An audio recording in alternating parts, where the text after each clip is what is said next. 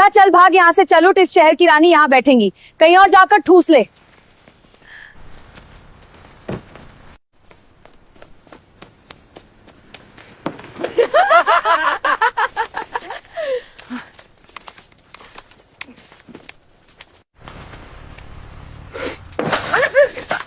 इस दाल में तो बिल्कुल स्वाद नहीं है, क्या मिट्टी मिलाई है इसमें?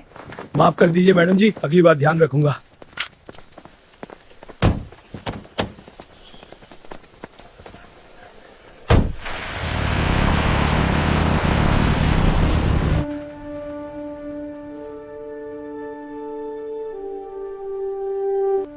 भाई विक्रम, तू इन पुलिस वालों से पैसे क्यों नहीं मांगता? ऐसे तो तेरा सब कुछ बर्बाद हो जाएगा। पैसे कैसे मांगू भाई, वो पुलिस वाले हैं, कानून उनके हाथ में है। अगर मैंने पैसे मांगे तो वो मुझे किसी झूठे केस में फंसाकर जेल में डाल देंगे, मेरा परिवार सड़क पर आ जाएगा। यह ढाबा ही मेरी जिंदगी है, मैं गरीब आदमी हूं। हाँ, ये पुलिस वाले गरीब के साथ ही ऐसा करते हैं, पता नहीं खुद को क्या समझते हैं। लेकिन तुम उदास मत हो, भगवान के घर देर है अंधेर नहीं। अच्छा, अपना ख्याल रखना, मैं अब चलता हूं।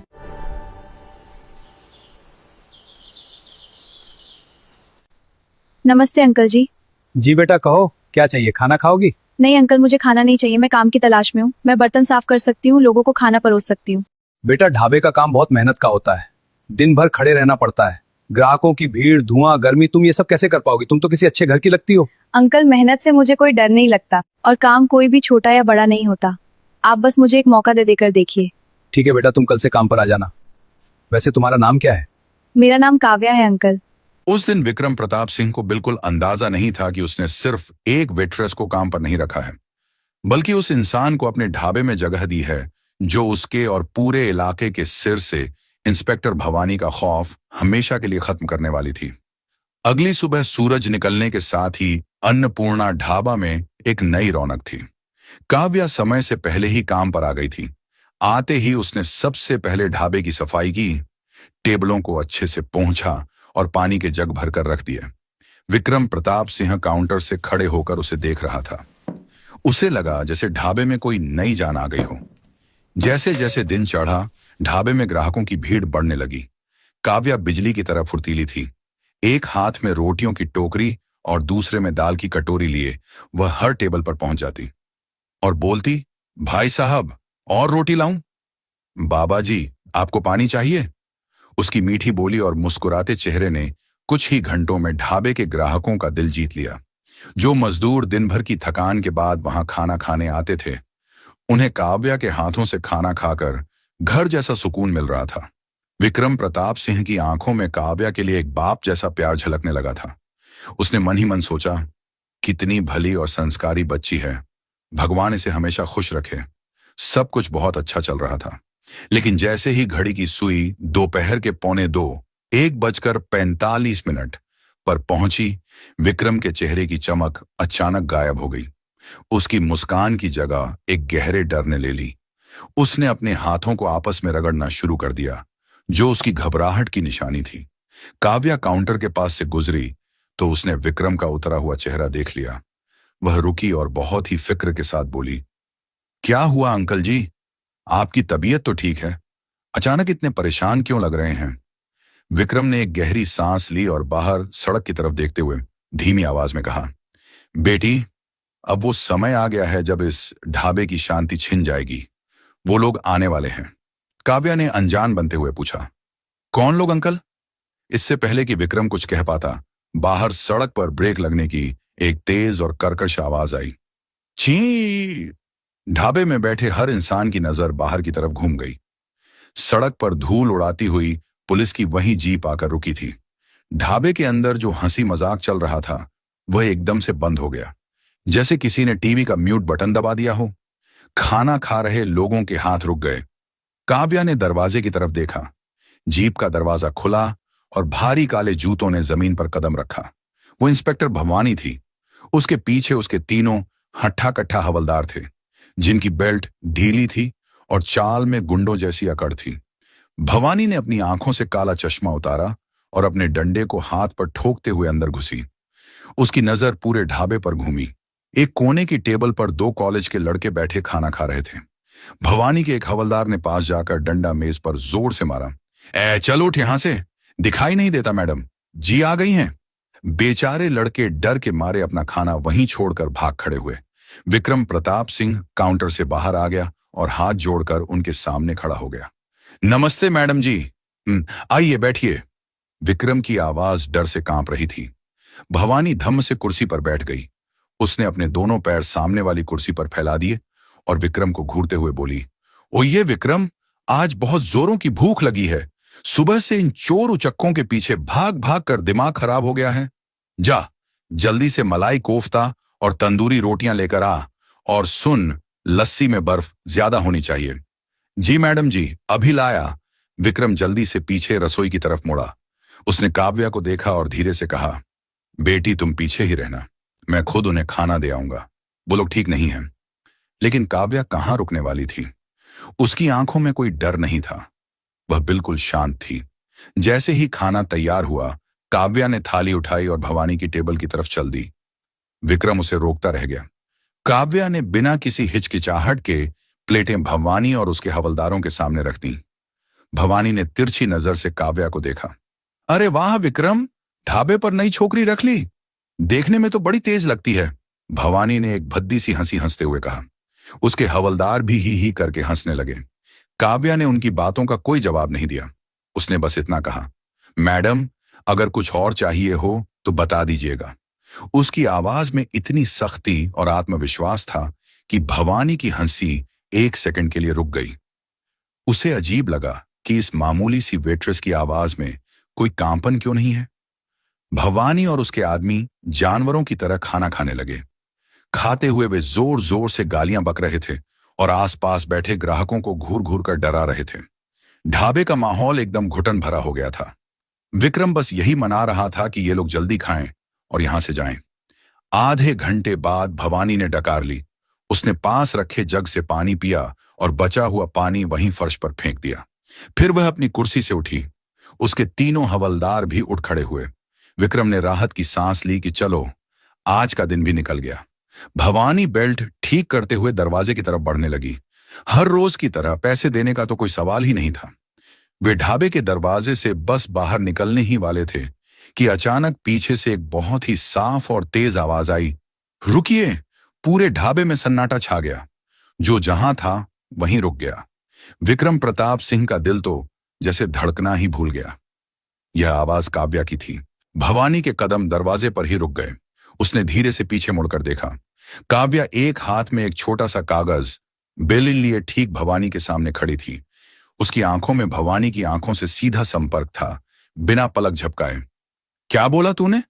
भवानी ने अपनी आंखें सिकोड़ते हुए पूछा। काव्या ने वो पर्ची आगे बढ़ाते हुए बहुत ही शांति से कहा, मैडम जी, आपका बिल खाने का कुल 850 रुपये हुआ है। अगर उस वक्त ढाबे में कोई सुई भी गिरती तो उसकी आवाज सुनाई दे जाती। लोग अपनी सांसें रोक कर देख रहे थे कि अब क्या होगा। आज तक पूरे इलाके में किसी की भी इतनी हिम्मत नहीं हुई थी कि वह इंस्पेक्टर भवानी से पैसे मांग सके। भवानी को अपने कानों पर यकीन नहीं हुआ। उसे लगा जैसे किसी ने सरेआम उसके गाल पर तमाचा मार दिया हो। उसका चेहरा गुस्से से तमतमा गया और आंखें लाल हो गईं। बिल? तू मुझसे बिल मांग रही है? भवानी चिल्लाई। उसकी आवाज से ढाबे की दीवारें गूंज उठीं। तेरी इतनी हिम्मत कि तू इंस्पेक्टर भवानी से पैसे मांगेगी? तू जानती नहीं है मैं कौन हूं? काव्या ने बिना अपनी जगह से हिले कहा, आप पुलिस इंस्पेक्टर हैं और इसी वजह से आपको सबसे पहले कानून और नियम मानने चाहिए। आपने यहां खाना खाया है, आप एक ग्राहक हैं और हर ग्राहक को अपना बिल देना पड़ता है। भवानी का एक हवलदार गुस्से से आगे बढ़ा। ए छोकरी, जुबान संभाल के बात कर, अभी डंडे से मार मार कर तेरी सारी हेकड़ी निकाल दूंगा। विक्रम प्रताप सिंह दौड़कर आगे आया और काव्या के सामने हाथ जोड़कर खड़ा हो गया। उसकी आंखों से आंसू बहने लगे थे। मैडम जी, माफ कर दीजिए, ये नई है, इसे कुछ पता नहीं है। मैं इसके पैर पड़ता हूं, इसे छोड़ दीजिए, मुझे कोई पैसे नहीं चाहिए। आप लोग जाइए। विक्रम रोते हुए गिड़गिड़ाने लगा। भवानी ने विक्रम को जोर से धक्का दिया, जिससे वह पीछे जा गिरा। फिर वह काव्या के बिल्कुल करीब आ गई। दोनों के बीच बस कुछ ही इंच का फासला था। भवानी ने दांत पीसते हुए कहा, सुन ले ए 2 कौड़ी की वेट्रेस, आज तो मैं जा रही हूं, लेकिन अगली बार जब मैं आऊंगी तो तू खुद अपने हाथों से मुझे मुफ्त में खाना खिलाएगी। और अगर तूने फिर से अपनी ये जुबान चलाई ना, तो इस ढाबे को आग लगा दूंगी और तुझे ऐसी जेल में डालूंगी कि तेरी लाश भी बाहर नहीं आएगी, समझी? भवानी ने जोर से एक लात पास रखी कुर्सी पर मारी। कुर्सी दूर जाकर गिरी और टूट गई। इसके बाद वह पैर पटकते हुए बाहर निकली, अपनी जीप में बैठी और तेजी से जीप वहां से भगा ले गई। ढाबे के अंदर अभी भी खौफ का सन्नाटा था। कोई कुछ नहीं बोल रहा था। विक्रम प्रताप सिंह जमीन पर बैठा फूट फूट कर रो रहा था। ये तुमने क्या कर दिया बेटी, ये तुमने क्या कर दिया? विक्रम रोते हुए बोला। अब वो चुड़ैल मेरा ढाबा बंद करवा देगी, वो हमें नहीं छोड़ेगी। हम गरीब लोग हैं बेटी, हम पुलिस वालों से नहीं लड़ सकते। काव्या धीरे से विक्रम के पास गई। उसने विक्रम का हाथ पकड़कर उसे उठाया और कुर्सी पर बिठाया। फिर उसने पानी का एक गिलास उसे दिया। काव्या की आंखों में विक्रम के लिए बहुत दर्द था, लेकिन उसकी आवाज में एक अजीब सी ताकत थी। उसने विक्रम के कंधे पर हाथ रखा और बहुत ही प्यार और मजबूती से कहा, अंकल जी, रोना बंद कीजिए। गलत सहना भी गलत करने के बराबर होता है। अगर हम डरते रहेंगे तो ये लोग हमें डराते रहेंगे। आप घबराइए मत, मैंने कोई गलती नहीं की है और मैं आपको विश्वास दिलाती हूं, आपका ये ढाबा कोई बंद नहीं कर सकता। जो सही है उसकी हमेशा जीत होती है। विक्रम ने आंसू भरी आंखों से काव्या को देखा। उसे समझ नहीं आ रहा था कि इस मामूली सी लड़की में इतनी हिम्मत कहां से आ रही है, लेकिन काव्या की बातों ने विक्रम के डरे हुए दिल में एक छोटी सी उम्मीद की किरण जरूर जगा दी थी। उधर जीप में बैठी भवानी गुस्से से पागल हो रही थी। उसे लग रहा था जैसे एक चींटी ने शेरनी को चुनौती दे दी हो। उसने तय कर लिया था कि अब वह उस वेट्रेस और उस ढाबे का नामो निशान मिटा देगी। उसे नहीं पता था कि जिस चींटी को वह कुचलना चाहती है, वह असल में एक ऐसी आग थी जो बहुत जल्द उसके पूरे घमंड और भ्रष्ट करियर को जलाकर खाक करने वाली थी। उस घटना के बाद अन्नपूर्णा ढाबा में एक अजीब सा डर भरा सन्नाटा पसर गया था। जो ग्राहक रोज वहां मजे से खाना खाने आते थे, वो अब जल्दी जल्दी अपना खाना खत्म करके निकल जाते। सबको लग रहा था कि इंस्पेक्टर भवानी वापस जरूर आएगी और इस बार वो कुछ बहुत बुरा करेगी। विक्रम प्रताप सिंह की तो रातों की नींद ही उड़ गई थी। उसे हर वक्त सड़क से गुजरने वाली हर जीप की आवाज भवानी की ही लगती थी। लेकिन इन सब के बीच सिर्फ एक ही इंसान था जो बिल्कुल बेफिक्र और शांत था, काव्या। वह पहले की तरह ही मुस्कुराते हुए ग्राहकों को खाना परोसती, टेबल साफ करती और विक्रम को दिलासा देती। 3 दिन बीत गए।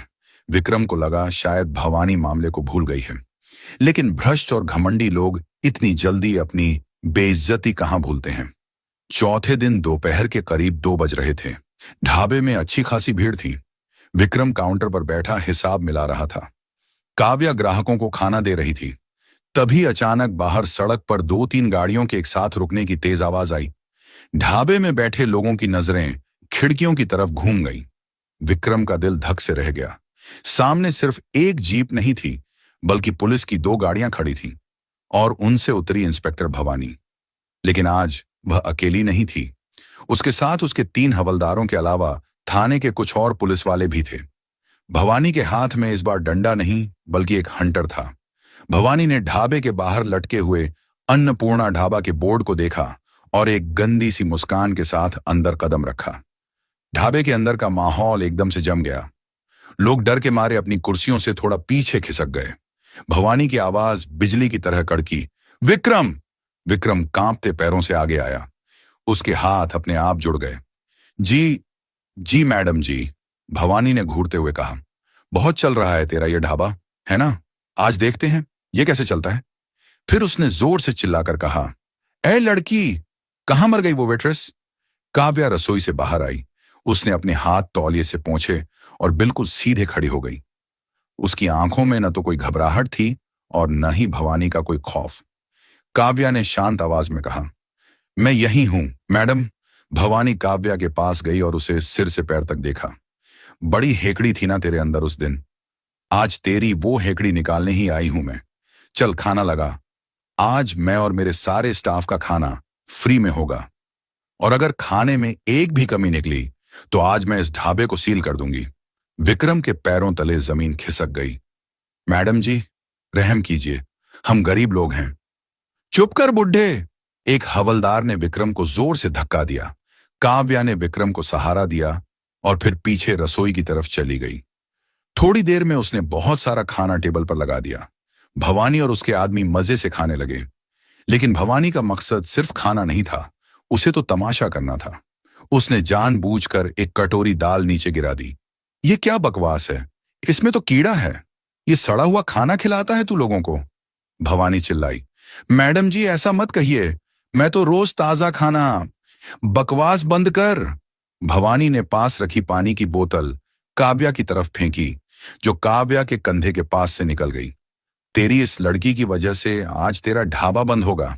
ढाबे में बैठे ग्राहक डर के मारे एक एक करके वहां से खिसकने लगे। कुछ ही मिनटों में ढाबा ग्राहकों से खाली हो गया। भवानी और उसके पुलिस वालों ने जानबूझकर खाना बर्बाद किया, कुर्सियां इधर उधर फेंक दी और खूब हुड़दंग मचाया। जब वे अपना घटिया खेल खेल चुके तो भवानी उठी। उसने विक्रम की तरफ एक डरावनी मुस्कान उछाली और बोली, चल आज का तमाशा खत्म, कल आऊंगी तो इस ढाबे पर ताला लगा दूंगी। वो लोग दरवाजे की तरफ बढ़ने लगे। विक्रम प्रताप सिंह जमीन पर बैठकर रोने लगा। उसे अपना सब कुछ खत्म होता नजर आ रहा था, लेकिन तभी फिर से वही आवाज गूंजी जिसने कुछ दिन पहले इस ढाबे की दीवारें हिला दी थीं। मैडम, आपका बिल। भवानी झटके से मुड़ी। उसकी आंखों में खून उतर आया था। काव्या उसी जगह खड़ी थी, हाथ में एक और बिल की पर्ची ली। इस बार बिल का अमाउंट 2500 रुपये था। तेरी इतनी हिम्मत! भवानी गुस्से से पागल हो गई। वह दौड़कर काव्या के पास गई और अपना हाथ काव्या को थप्पड़ मारने के लिए उठाया, लेकिन इससे पहले कि भवानी का हाथ काव्या के चेहरे तक पहुंचता, काव्या ने बहुत ही फुर्ती और ताकत से भवानी का हाथ हवा में ही पकड़ लिया। काव्या की पकड़ इतनी मजबूत थी कि भवानी दर्द से करा उठी। हाथ उठाने की गलती मत करना इंस्पेक्टर भवानी। काव्या की आवाज अब शांत नहीं थी। उसमें एक ऐसी दहाड़ थी जिसने भवानी के साथ साथ उसके आंसुओं से भीगे विक्रम को भी चौंका दिया। भवानी के तीनों हवलदार डंडे लेकर काव्या की तरफ लपके। ऐ, छोड़ मैडम को! भवानी दर्द से चीखते हुए बोली। गिरफ्तार करो इसे, अभी के अभी हथकड़ी लगाओ इस चुड़ैल को। इसे थाने ले जाकर इतना पीटूंगी कि ये अपनी जिंदगी भीख में मांगेगी। हवलदारों ने अपनी बेल्ट से हथकड़ी निकाली और काव्या को पकड़ने के लिए आगे बढ़े। विक्रम प्रताप सिंह चीख पड़ा, नहीं, छोड़ दो मेरी बच्ची को। ढाबे के बाहर जो थोड़ी बहुत भीड़ इकट्ठा हो गई थी, वह भी सांस रोके ये सब देख रही थी। भवानी को लगा कि अब उसका काम हो गया। अब वो इस लड़की को सड़क पर घसीटते हुए ले जाएगी, लेकिन तभी हाथ मत लगाना उसे, एक बहुत ही सख्त और रौबदार आवाज ढाबे के बाहर से आई। सबके कदम वहीं रुक गए। भवानी और उसके आदमियों ने मुड़कर दरवाजे की तरफ देखा। ढाबे के बाहर एक सफेद रंग की सरकारी बोलेरो आकर रुकी थी, जिस पर नीली बत्ती लगी थी। उस गाड़ी से सादे कपड़ों में दो आदमी उतरे। वे देखने में बहुत ही साधारण लग रहे थे, लेकिन उनकी चाल ढाल से साफ पता चल रहा था कि वो कोई आम इंसान नहीं है। वे दोनों आदमी तेजी से ढाबे के अंदर आए और सीधे भवानी और उसके हवलदारों के सामने आकर खड़े हो गए। भवानी ने गुस्से में उन दोनों पर चिल्लाया, तुम लोग कौन हो बे? बीच में पड़ने की जरूरत नहीं है, ये पुलिस का मामला है, निकलो यहां से। उन दोनों में से एक आदमी ने अपनी जेब में हाथ डाला और एक छोटा सा लेदर का कार्ड होल्डर निकाला। उसने उसे खोलकर भवानी के चेहरे के ठीक सामने कर दिया। हम स्पेशल विजिलेंस सेल से हैं और तुम जो अभी करने जा रही हो वो तुम्हारी जिंदगी की सबसे बड़ी और आखिरी गलती है, इंस्पेक्टर भवानी। भवानी का चेहरा कार्ड देखकर पीला पड़ गया। विजिलेंस? लेकिन आप लोग यहां क्या कर रहे हैं? उस आदमी ने काव्या की तरफ इशारा किया और बहुत ही सम्मान के साथ कहा, हम यहां इनके आदेश पर आए हैं। भवानी ने मुड़कर काव्या को देखा। उसकी आंखों में अब घबराहट साफ झलक रही थी। इनके आदेश पर? यह तो एक मामूली वेट्रेस है, काव्या ने कहा। यही तो तुम्हारी सबसे बड़ी भूल है। भवानी, उसकी आवाज पूरे ढाबे में गूंज रही थी। काव्या ने अपनी सलवार कमीज की जेब में हाथ डाला। ढाबे में एकदम सन्नाटा था। विक्रम प्रताप सिंह, जो अब तक रो रहा था, वह भी हैरान होकर काव्या को देख रहा था। काव्या ने अपनी जेब से अपना आईडी कार्ड निकाला। उसने बहुत ही आराम से वो कार्ड भवानी की आंखों के सामने कर दिया। भवानी ने जैसे ही उस कार्ड पर नजर डाली, उसके पैरों तले जमीन खिसक गई। उसके हाथ से हंटर छूटकर जमीन पर गिर पड़ा। उसके माथे पर पसीने की मोटी मोटी बूंदें उभर आईं। उसके पीछे खड़े हवलदारों की हालत तो और भी खराब थी। वे पीछे की तरफ खिसकने लगे। विक्रम प्रताप सिंह भी अपनी जगह से उठा और उस कार्ड को देखने की कोशिश करने लगा। उस कार्ड पर भारत सरकार का अशोक चक्र छपा था और उसके नीचे जो नाम और पद लिखा था उसे पढ़कर वहां मौजूद हर इंसान के होश उड़ गए। उस कार्ड पर लिखा था, काव्या भारतीय पुलिस सेवा, आईपीएस, नवनियुक्त पुलिस अधीक्षक, एसपी। ये देखकर इंस्पेक्टर भवानी के तो जैसे प्राण ही सूख गए। उसका वो सारा घमंड, वो अकड़ और वो दादागिरी जो कुछ देर पहले तक पूरे ढाबे को डरा रही थी, एक ही सेकंड में हवा हो गई। उसके हाथों से हंटर छूटकर पहले ही गिर चुका था और अब उसके पैर ऐसे कांप रहे थे जैसे किसी ने उसे बिजली का झटका दे दिया हो।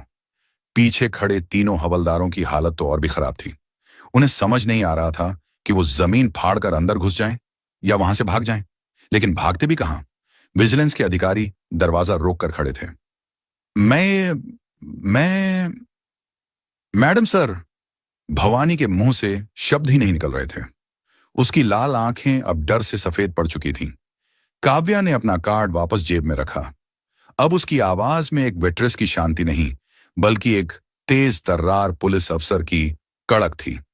क्या हुआ इंस्पेक्टर भवानी? अभी तो तुम मुझे हथकड़ी पहनाने वाली थी।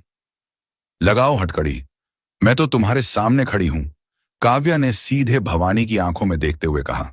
भवानी के पैर लड़खड़ा गए और वह वहीं काव्या के सामने घुटनों के बल जमीन पर बैठ गई। उसने अपने दोनों हाथ जोड़ लिए। उसकी आंखों से आंसू बहने लगे, लेकिन ये आंसू पछतावे के नहीं, बल्कि अपनी नौकरी जाने के डर के थे। मैडम जी, मुझे माफ कर दीजिए, मुझसे बहुत बड़ी गलती हो गई। मैं आपको पहचान नहीं पाई। मुझे नहीं पता था कि आप हमारी नई एसपी मैडम हैं।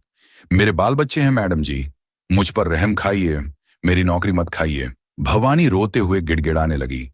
काव्या के चेहरे पर कोई दया नहीं थी।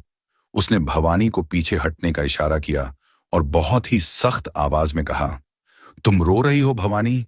तुम्हें अपने बच्चों की चिंता है? और जिन गरीबों का तुम रोज खाना छीनती थी, जिन दुकानदारों की मेहनत की कमाई तुम बिना पैसे दिए खा जाती थी, उनके बच्चों का क्या?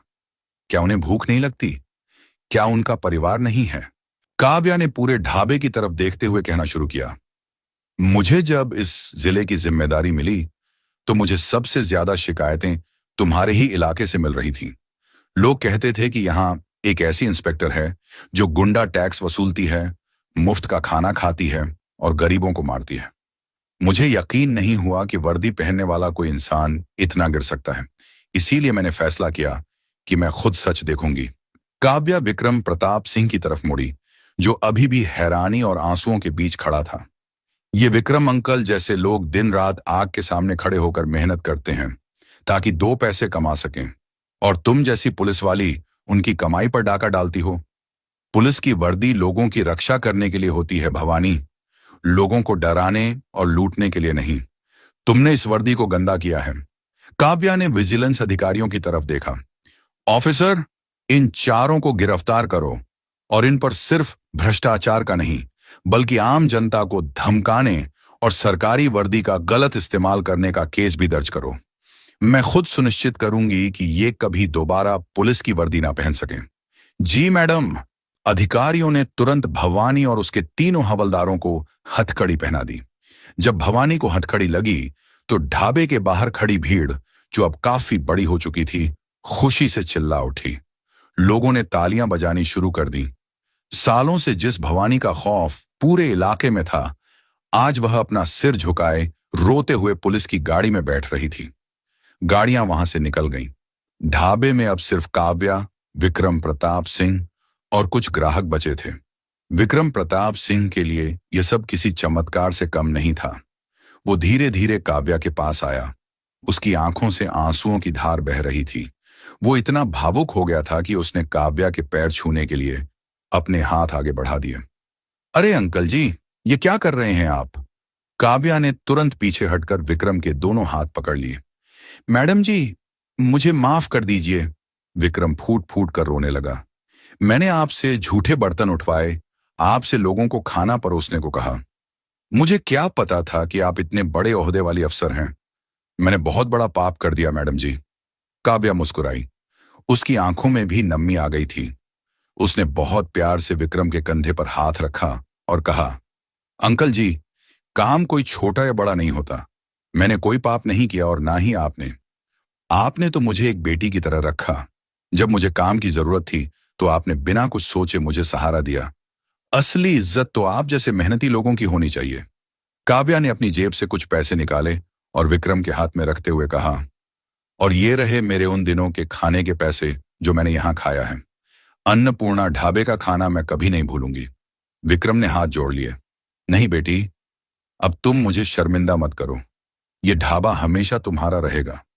काव्या ने विक्रम को ढाढ़स बंधाया। बाहर एक सरकारी गाड़ी काव्या का इंतजार कर रही थी। ढाबे के बाकी लड़के और बाहर खड़े लोग लगातार तालियां बजा रहे थे। हर किसी के चेहरे पर एक सच्ची खुशी और सम्मान था। आज सच में न्याय हुआ था। काव्या गाड़ी में बैठी। उसने एक आखिरी बार मुस्कुराते हुए विक्रम अंकल और उनके अन्नपूर्णा ढाबे की तरफ हाथ हिलाया। गाड़ी धीरे धीरे सड़क पर आगे बढ़ गई। उस दिन के बाद से अन्नपूर्णा ढाबे की किस्मत ही बदल गई। इंस्पेक्टर भवानी के जेल जाने से पूरे इलाके के दुकानदारों में एक नई हिम्मत आ गई थी। अब किसी पुलिस वाले की हिम्मत नहीं होती थी कि वो किसी गरीब से मुफ्त का खाना खाए या उस पर रौब झाड़े। विक्रम प्रताप सिंह का ढाबा अब और भी ज्यादा चलने लगा था।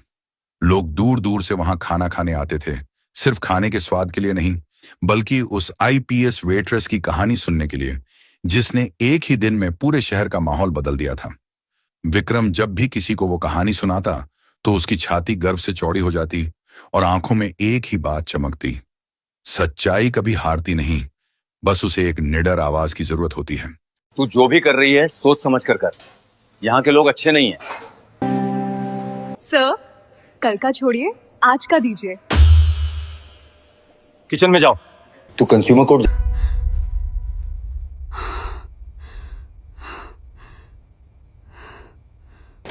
फोटोज काफी नहीं होंगी, तुझे डिलीवरी स्लिप्स चाहिए है, ओरिजिनल। डिलीवरी स्लिप्स भी यही है। तुम्हें सब पता था? मेरे 3 बच्चे हैं ललिता। जॉब गई। प्रोक्योरमेंट 2023-24। ये देखो जरी, एक ही महीने में 450 सिलेंडर्स होटल। ये तो बहुत बड़ा घोटाला है। हाँ, करोड़ों का। रुकबा। मंगल कहाँ है? साहब बुला रहे हैं।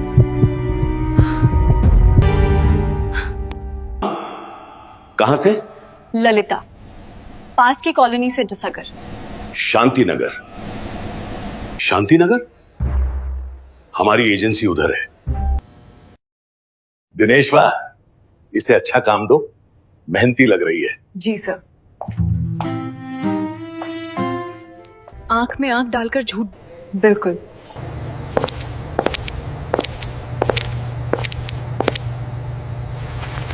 दिनेश ने तेरा बैग चेक करने की बात की है। क्या?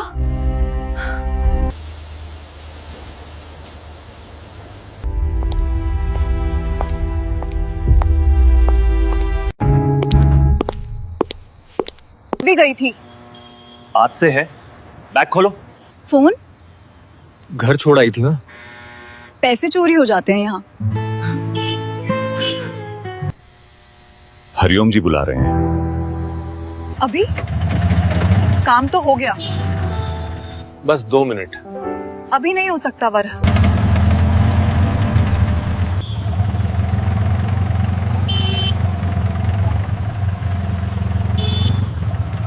ललिता, सब ठीक तो है ना? हाँ माँ, बस एक जरूरी काम है।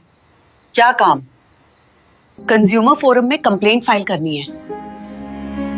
अगले महीने भी 2000 में सिलेंडर लेना पड़ेगा और उसके अगले महीने भी। ये रुकेगा नहीं। पर तू अकेली कंप्लेंट फाइल कर सकती हूँ। कंज्यूमर फोरम गवर्नमेंट का हैगा। Hariom gas agency, hoarding of LPG cylinders, evidence attached.